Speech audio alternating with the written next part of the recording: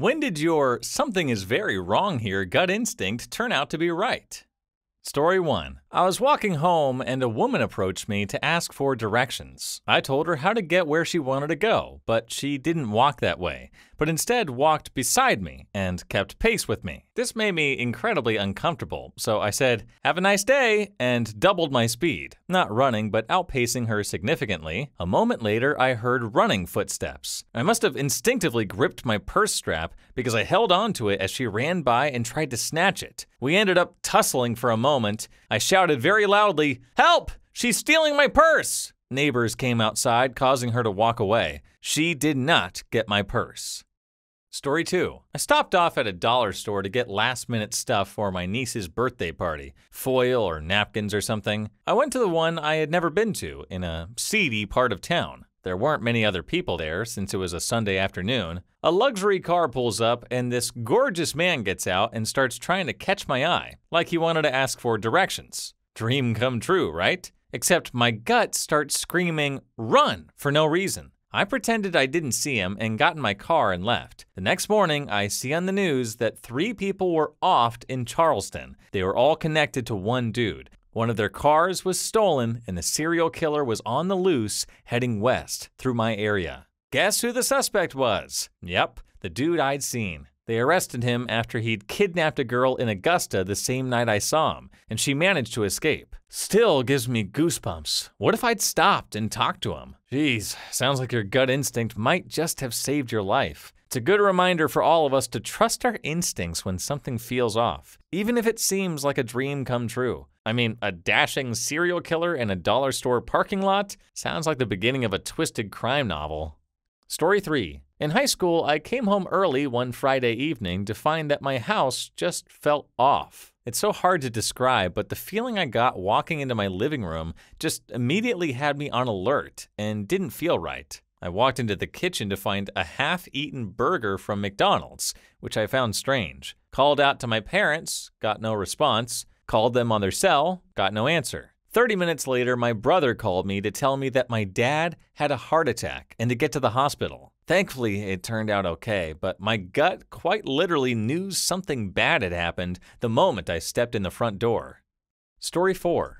Not me, but one of my best friends growing up. Her mom told me this story. They had just bought this house that had a built-in swimming pool. My friend had a little brother who was under the age of 2 at the time. Everyone was taking a nap, but unbeknownst to the rest of the house, the 2-year-old had woken up and decided to go outside on their deck. I guess the mom woke up and had this terrible feeling come over her. Without hesitation, she quickly checked on her children. Panic set in when she couldn't find the 2-year-old. She found him face down in the pool. He did survive the whole ordeal. If she wouldn't have felt that gut feeling to wake up, that little boy wouldn't be here today. I wish I could give more details on the story, but it was only told to me once when I was about 12. Wow, it's remarkable how the mom's intuition kicked in just at the right time, potentially saving her son's life. It really makes you think about the importance of trusting our instincts, even when we can't quite put our finger on why something feels off. It's a great reminder to be more in tune with our gut feelings, especially when it comes to the safety of our loved ones.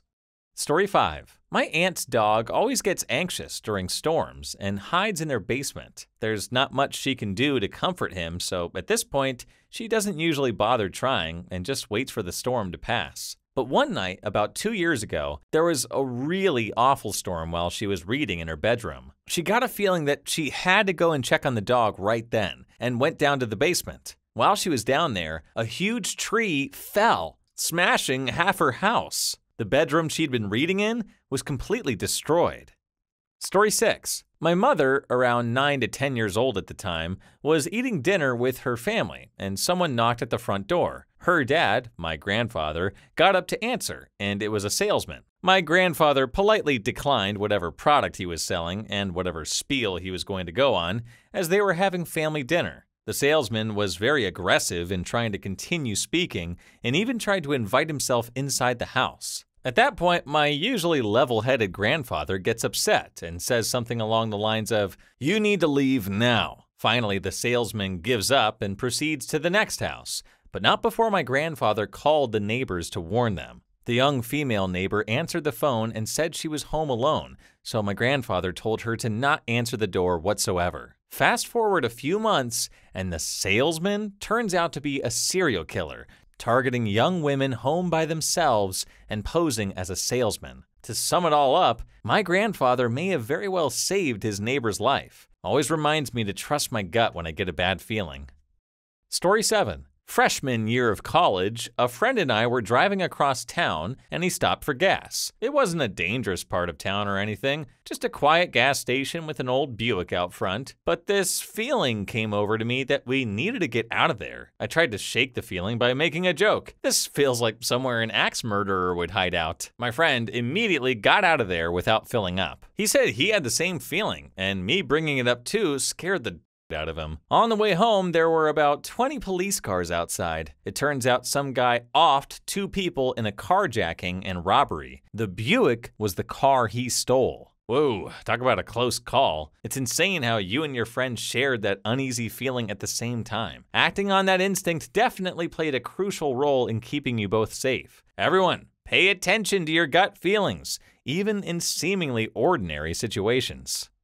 Story 8. I gave birth in November to a baby girl who had a very rare neurological disorder. She hardly moved at all in utero, but when I told my doctors, they all said that every pregnancy or baby is different, etc. I have a healthy son, so I tried to put my worries to bed. We had a completely normal pregnancy, totally normal tests, no indication of trouble. Then she was born. The second she opened her eyes for the first time, I got a horrible sinking feeling in my gut. There was no there behind her eyes. We were still in the delivery room. There were pictures taken, and in every one, I look wary, scared. There were immediate problems. She didn't latch, she had no reflexes, etc. Because she was born a few weeks early, everyone kept saying, "Bottle feed her and she'll perk up once she gets closer to her due date." Every nurse, every doctor, every lactation consultant. We were released from the hospital with a healthy baby. Nope.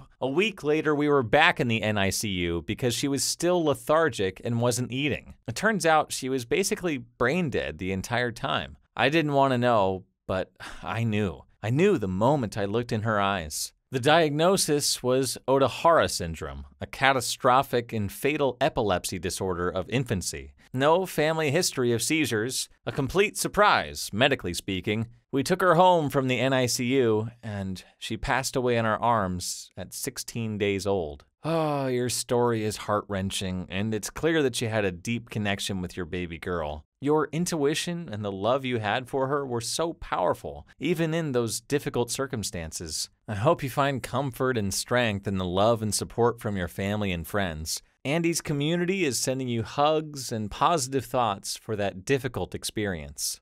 Story 9. My sister had a boyfriend 10 years older than her. I didn't have a problem with the age gap, even though the fact that he had his first child when my sister was 13 kinda weirded me out. Age doesn't matter as much when you're adults, right?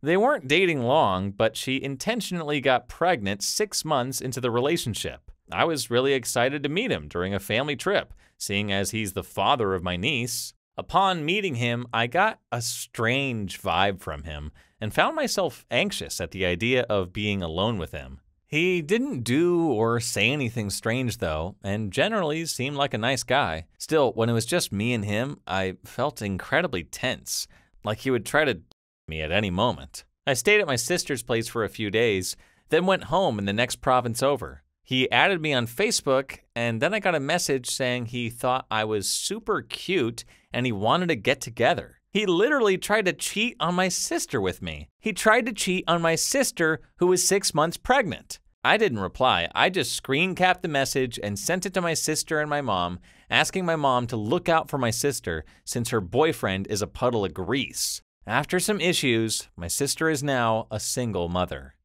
Story 10. I was sleeping in bed with my then husband, and my daughter was in her crib across the room. I dreamt that his sister was force-feeding her cake until she was choking. I remember something telling me, "Get up, she's choking." I jumped out of the bed, scaring my ex, and ran and pulled her out of the crib. She was face smashed into the bed, choking on her spit up. I hit her back and she coughed it all up and was breathing normal again in a few seconds. I honestly have no idea why I dreamt that his sister was doing that, but somehow I knew that she was choking. It's surreal how our senses work. Story 11. My best friend's family was visiting. Best friend and her dad had asked to see the new fossils I'd added to my collection, so I went upstairs to get them. Her dad was allergic to my guinea pig who lived in my room. As I turned the corner, I noticed my younger brother, who I call Sean online, was wearing his pajamas. It was barely 9 p.m. Sean never went to bed that early. I asked him why he'd changed. Sean told me that he felt really sick, and Dad has told him to go to bed and see if he felt better in the morning. Sean didn't look that sick, but something just felt off. I asked if Mom knew Sean didn't feel good. He said no, he'd just talked to Dad. That wasn't okay. And not because Mom would have been upset if nobody told her Sean didn't feel good. It felt more serious than that. Mom had to know Sean was sick. I started to flip out and snapped at Sean that he should never trust Dad's medical advice. Dad just tells people to sleep earlier and exercise more. Sean needed to tell Mom now. Sean very clearly thought I was overreacting. Heck, I thought I might be overreacting. But he went downstairs and told Mom he didn't feel good. First thing Mom did, as per usual,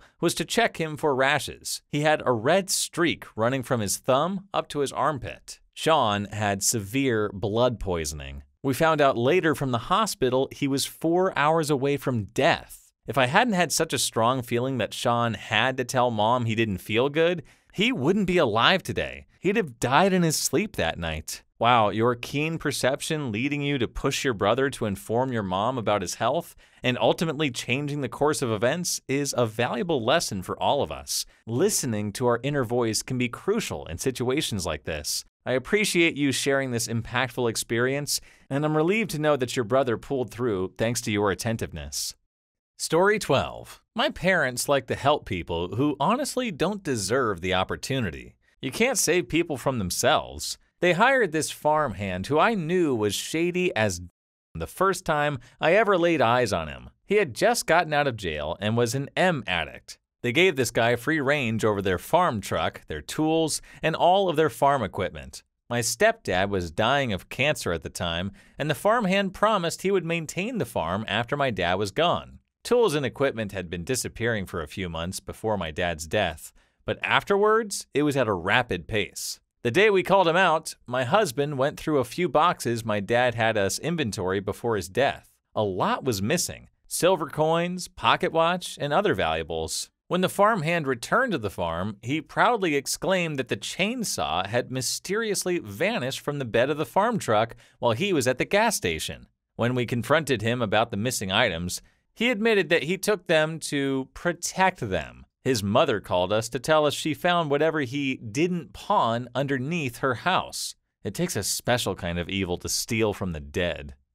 Story 13. Ages ago, I was maybe 9 years old, and we were on our way home from the local pool when a massive summer storm started. I'm talking full-on garbage bins flying through the air and literally feeling how the wind was moving our car a bit to the left. So we enter this tunnel, and I suddenly scream "stop" at the top of my lungs. My mother slows down and asks me, confused about what's going on. I'm now crying, begging her to stop the car and wait the storm out. She tells me that she can't just stop the car in the middle of the street in a tunnel and promises me to drive slow and carefully. Just as we were able to see the end of the tunnel, a small tree falls onto the street, followed by a gigantic 300-kilogram rock. That stone would have hit and squished us. It even left a bump in the road. I have absolutely no idea what gave me the feeling, but I am very glad that it was there. Wow, your story sounds unreal. If your sixth sense didn't kick in, you would have probably ended up being hit by that rock, and I highly doubt that you would have survived that. I guess you should always follow your gut instinct. It might save your life again at some point. Story 14. One night I was out walking my dog on the same route we walked every night. I lived in a neighborhoody part, i.e. pretty much all residential, narrow streets, 25 miles per hour speed limit, stop signs on practically every intersection of a major city. It was dusk and weirdly foggy, which muffled the normal city noise and made everything feel a little eerie. We reached an intersection that was a four-way stop. I looked both ways, and there was nothing coming, so I went to step into the crosswalk. Immediately, I got a chill down my spine and pulled my dog back onto the sidewalk with me. I quickly looked again, and for the block or two I could see in the fog and darkness, there was still nothing visible and no noise of oncoming traffic. I hesitated one more second, feeling really silly and paranoid, when a car zoomed out of the fog, going incredibly fast, no headlights, and completely blew through the stop sign. It was quickly out of sight again in the fog, but seconds later I heard a loud crash. The car had T-boned an SUV 3 blocks away when it ran another stop sign. The car was completely destroyed. I called 911 and police and ambulances were quickly on the scene. Luckily, it was a huge SUV, so the people in the car were mostly okay. The driver of the car was taken in an ambulance. I later heard that the driver did live, but that he was drunk, and they estimated going over 60 miles per hour in a 25 mile per hour zone. If he had hit my dog and I, which he almost certainly would have if I had kept crossing, we'd likely both be dead. I pay much more attention to my gut feelings, or as I call it, my lizard brain now. Story 15. My sister's boyfriend. I just immediately found him to be very fake and disingenuous, but the rest of the family loved him and found him very charming. He owned a running store franchise that was more successful than the original store and was also doing well trading on the stock market. He sold the store back to the owners for a ton of money to focus on the stock market, but this was around the time of the market crash. So to help with that, he worked at the store as a salesman. They eventually got married and bought a huge house. And that's when the cops came knocking at the door to their large home with a view. He wasn't rich. He never owned the store. He was only ever a worker and had been stealing cash from the register and stealing products and selling them on eBay. The divorce came quick after that. Please leave your story down below in the comments. I would absolutely love to make a video about them in the future. And also don't forget to like and subscribe. And until next time, peace.